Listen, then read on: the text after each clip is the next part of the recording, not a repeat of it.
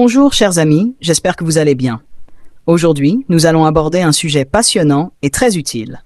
Comment créer une histoire inspirée d'une image? Cet exercice créatif vous permettra de développer votre imagination et de renforcer votre capacité à exprimer des émotions et des idées à travers l'écriture. Voici les étapes à suivre pour réussir cet exercice. Premièrement, observez attentivement l'image. La première étape consiste à observer l'image avec une grande attention. Prenez un moment pour analyser les détails, les expressions des personnages, les couleurs, la lumière et l'atmosphère générale. Posez-vous quelques questions importantes comme « Qui sont ces personnes sur l'image?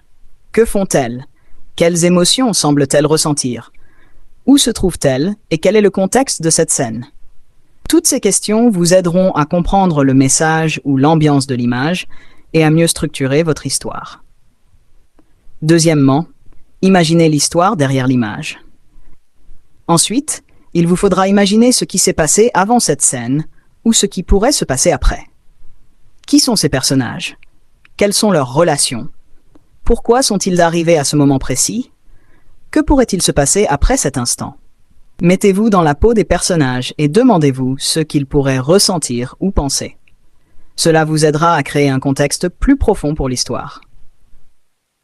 Troisièmement, choisir un point central pour l'histoire. Maintenant, il est temps de choisir un point central ou un événement clé autour duquel l'histoire va se construire. Cela pourrait être un dilemme, un événement marquant ou une interaction importante entre les personnages. Ce point sera l'élément central de votre histoire. Quatrièmement, structurer l'histoire. Une fois le point central choisi, il faut structurer l'histoire. Voici un plan simple à suivre. 1. Introduction. Présentez les personnages et le lieu. Où se trouvent-ils? Qui sont-ils? 2. Le cœur de l'histoire.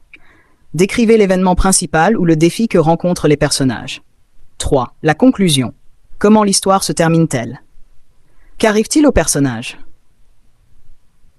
Cinquièmement, utilisez les émotions des personnages.